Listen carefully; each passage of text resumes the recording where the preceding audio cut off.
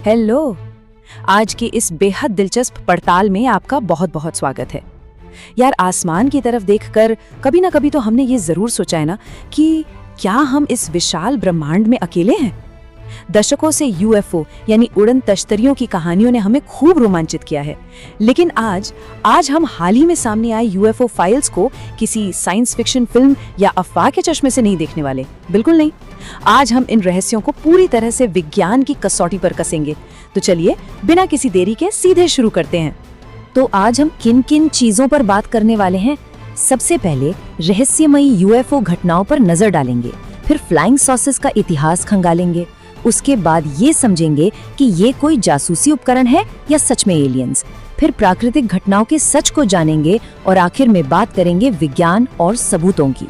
Section 1, mysterious UFO defying physics, मतलब ऐसे UFOs जो भौतिकी के नियमों को ही धत्ता बता दे। देखिए, 8 मई 2026 को जब अमेरिकी रक्षा विभाग ने 162 सीक्रेट यूएफओ फाइल्स दुनिया के सामने रखी तो सब हैरान रह गए। इन्हीं में से 2023 का एक बेहद दिलचस्प मामला सामने आया। अमेरिका की एक गुप्त जगह पर कुछ फेडरल एजेंट्स ने आसमान में चमकते हुए बिल्कुल नारंगी रंग के गोले देखे, और सबसे अजीब बात, उन बड़े गोलों में से छोटे छोटे लाल गोले बाहर निकल रहे थे। बिल्कुल ऐसा जैसे कोई बड़ी मदरशिप अपने छोटे फाइटर जेट्स लॉन्च कर रही हो। सुनने में एकदम किसी हॉलीवुड फिल्म जैसा लगता है ना? ये कुछ ऐसा था जो हमारी जानी मानी इंसानी तकनीक से बिल्कुल परे लगता है। अब इससे पहले कि हम और गहराई में जाएं, कुछ बुनियादी शब्दों को क्लियर कर लेते हैं। पहला है यूएफओ यानी अनआइडेंटिफाइड फ्लाइंग ऑब्जेक्ट। आसान भाषा में आसमान में उड़ने वाली कोई भी ऐसी चीज जिसकी पहचान न हो सके। और दूसरा शब्द जो मिलिट्री वाले अक्सर इस्तेमाल करते हैं वो है बोगी। बोगी का सीधा सा मतलब है कोई अज्ञात सैन्य विमान या मिसाइल। इन दोनों में फर्क समझना बहुत जरूरी है ताकि हम आगे की चर्चा में तथ्यों पर टिके रहें।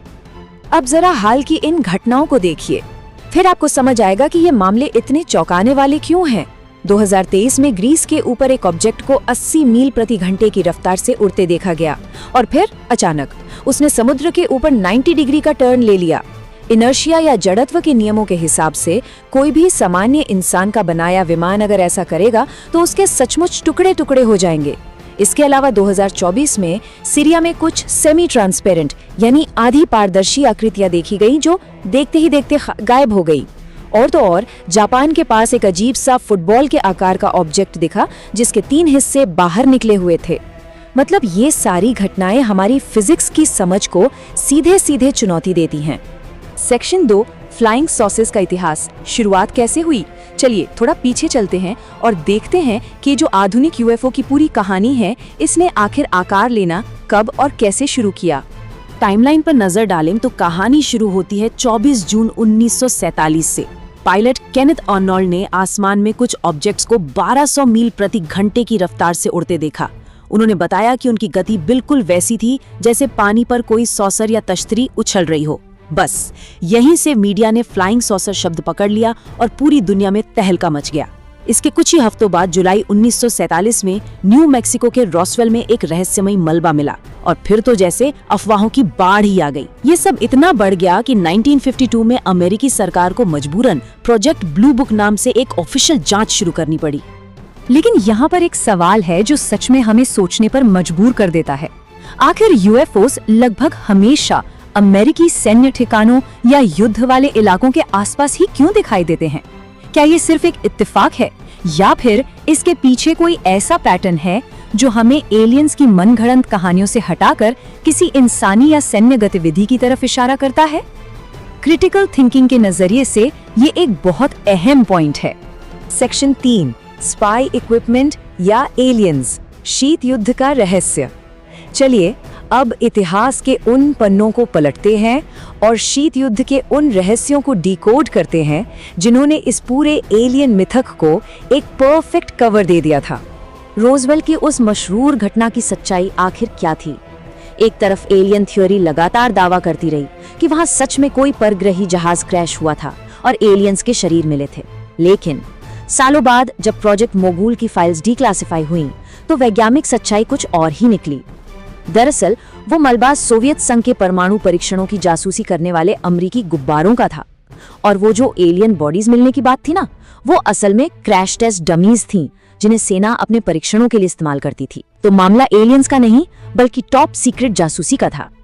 अगर हम प्रोजेक्ट ब्लू बुक के डेटा पर नजर डालें तो तस्वीर एकदम साफ हो जाती है।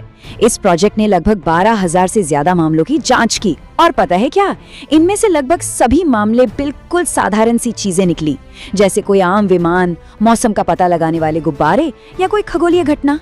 उन 12,000 में से सिर्फ 701 मामले ऐसे थे जिन्हें उस वक्त समझाया नहीं जा सका। मतलब इस पूरे रहस्य का जो असली हिस्सा है वो असल में बहुत ही छोटा है।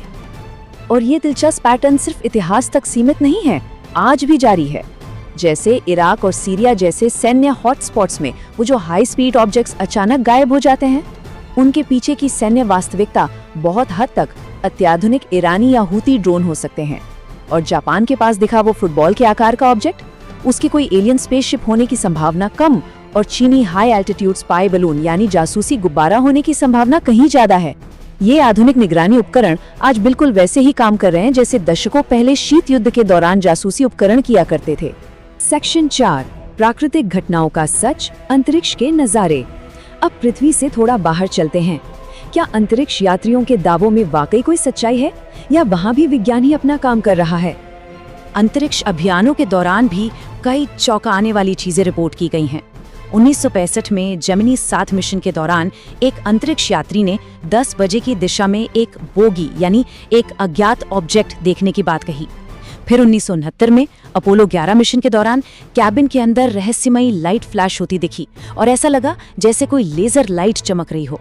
यहाँ तक कि 1972 के अपोलो 17 मिशन की एक फोटो में तो चांद के ऊपर 3 त्रिकोणीय डॉट्स बिल्कुल साफ देखे गए। ये सारी चीजें बताती हैं कि रहस्य सिर्फ धरती तक सीमित नहीं है, अंतरिक्ष में भी बहुत कुछ अनसुलझा है। लेकिन रुकिए, इन दावों के पीछे की प्राकृतिक वास्तविकता और भी ज्यादा दिलचस्प है। सनसनीखेज खबरें इन्हें एलियन लेजर या स्पेसशिप बताकर पेश करती हैं, जबकि खुद नील आर्मस्ट्रॉन्ग और बज ऑल्ड्रिन जैसे महान अंतरिक्ष यात्रियों ने इनके पीछे का वैज्ञानिक कारण समझाया है। वो जो फ्लैशेस दिखते हैं ना, वो असल में कैबिन की खिड़की से लीक होती हुई सूरज की रोशनी हो सकती है या फिर अंतरिक्ष में तैरते हुए एटॉमिक पार्टिकल्स और रेडिएशन।